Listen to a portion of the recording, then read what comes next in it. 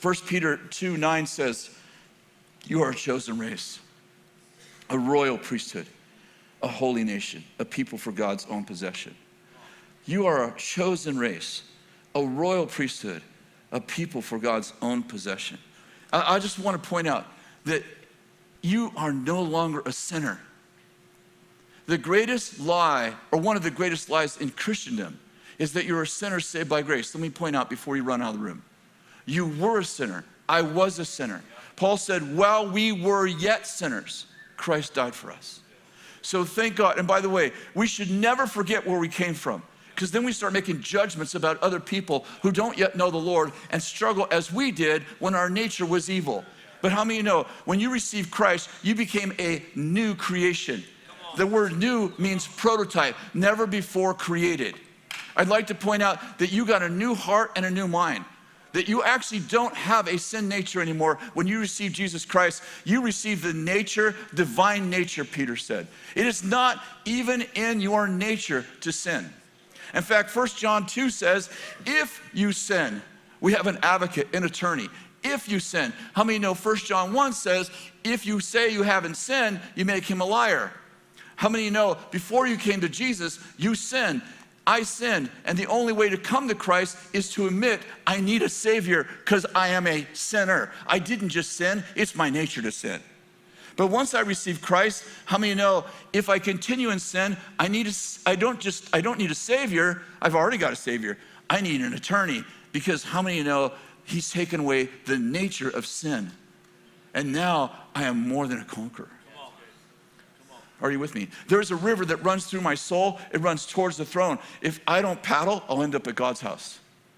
It's actually my nature to be righteous. I have a righteous nature. I'm pointing out that if you're struggling with sin, which all of us have at times, one of the first things I do is I remind myself who God made me to be. How many know condemnation says, you sinned, you are a sinner. You lied, you are a liar. You have same-sex attraction, you're a homosexual. And the enemy, the devil, tries to convince me that my temptation is my identity. But how many know conviction goes, you're way too awesome to be acting like that. Conviction goes, you lied, that's not who you are, stop it. You're a holy people. You are a royal people. You're a noble people. There is a difference between noble people and not noble people. And we are noble people. Noble people aren't people who don't have temptation. Noble people are people that actually use their temptation to strengthen them. You know, my mother, when she was sick with cancer, she has since passed. She actually had lung cancer. And she got operated on, and they took out most of one lung. And she was in the hospital for like 3 months. She was in her, I think she was 79 years old when she actually got an operation. And so we went to pick her up, and the doctor said, oh, she has to go to therapy, and like physical therapy. I'm like, okay, I had never been through this with, a person that I'm actually caring for. I'm like, why does she have to go to physical therapy? And he said, well, she has to learn how to walk again. Now I'm completely confused. And I said to the doctor, I don't want to sound stupid, but didn't my mom have a lung cancer? He said, yeah. I said, well, how did it affect her legs? He thought that was funny. He's like, this is a real idiot we have here. He said, your mother's been laying for 3 months without walking, and her legs have atrophied. And so she'll have to go to physical therapy, learn how to walk again. I'm like, oh. And then I walked out there, and I'm like, if you don't use it, you lose it. And I was thinking, my mom doesn't work out with weights. My mom doesn't run a marathon. My mom doesn't do anything to exercise. But what my mom does do is get off the couch. What my mom does do is walk to the kitchen. And what I'm getting at is, without my mom trying to be in good physical shape, my mom has pushed against gravity for 80 years. And therefore, because she's pushed against gravity by getting up and walking and getting off the couch, she's built muscle.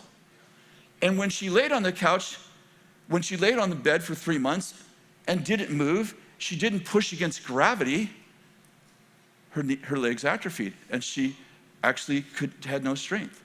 Temptation is gravity to the spirit. Temptation is good for you. Temptation is how I build muscle. Wow, that's great, Kris.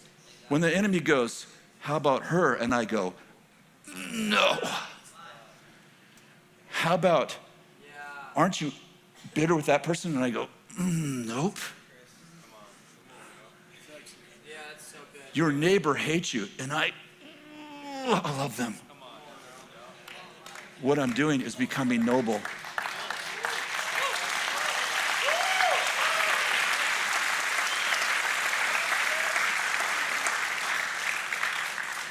It's not, see, I'd like to point out that you without temptation is what happens when you lay in bed without moving for 3 months and you can't move.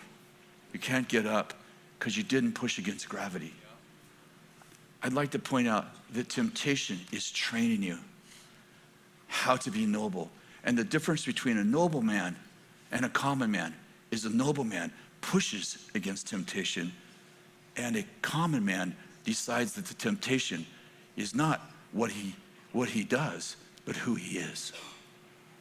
And once you decide, see, the challenge with condemnation is that once I decide that my sin is my identity, I will always reproduce the environment around me, listen to this, that I believe I have within me. Not what I have within me, what I believe I have within me. So if I think I'm a liar, guess what?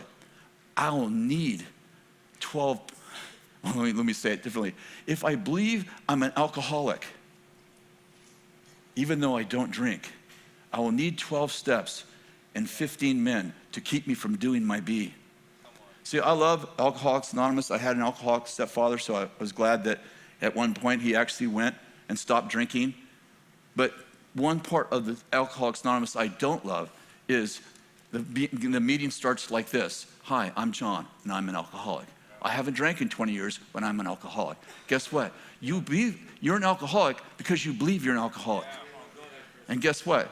If you believe you're a sinner, you'll sin by faith. I am not the temptations I resist. I don't care if the temptation is alcohol, if it's drugs, if it's pornography, if it's hatred, if it's bitterness, if it's anger. I am not my temptations. And when those temptations come, one of the first things I do is I say, that is not who I am. And I separate myself from the temptation. Listen, one of the worst things that can happen for our children is that we teach them that what they did makes them who they are.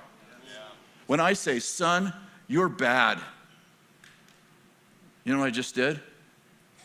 Listen, the one thing, I might correct my son 10 times in a day for the same thing, but the one thing I don't want to do is for him to think or her to think that what she does is because of who she is.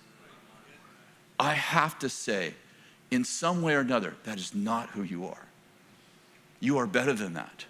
Because soon as my kids, maybe from the frequency of their own need for discipline, sometimes the frequency of their own need for discipline can create in them, I'm a bad person. And we have to keep them out of, you're a bad person. You're not a bad person. You're an amazing person who's behaving below your identity. Are you with me? I want to read you something. Morality is whispered only in the safety of the closest of friends, and purity has become a well-kept secret. Nobility has virtually disappeared from society, viewed as old man's musings, irrelevant to 21st century hipsters and the PC crowd. In fact, moral restraint is viewed as a bondage that shackles society, promoted only by religious bigots and antiquated dinosaurs who are disappearing in the ice age of a sunless society. And so we, with noble purpose, cower in the corner of culture, living in the shadows of society, desperately hoping we don't awaken the hipster's dissatisfaction and invite upon ourselves unnecessary persecution. Meanwhile, our children march slowly into darkness while we congratulate ourselves on another day without offense. This is not who we are. Like, this is not who we are. We, fathers and brothers, are commissioned to be courageous. We are commissioned to be courageous. We don't have the luxury of retreating in the face of danger. Fathers are called to run towards the sound of trouble and engage hostility that is perpetuating itself against our families. We are the first to go to danger. We send a loud message to all hostiles that there will be resistance to hurting this family. There will be a noble defender ready to protect this lineage. This is who we are. Spiritually speaking, there are amber alerts going off in many of our homes because one of our children have been abducted by the devil, and sometimes we are not in tune enough to even know that they are missing. We don't have to be spiritual giants, but it's incumbent upon us to at least be spiritual.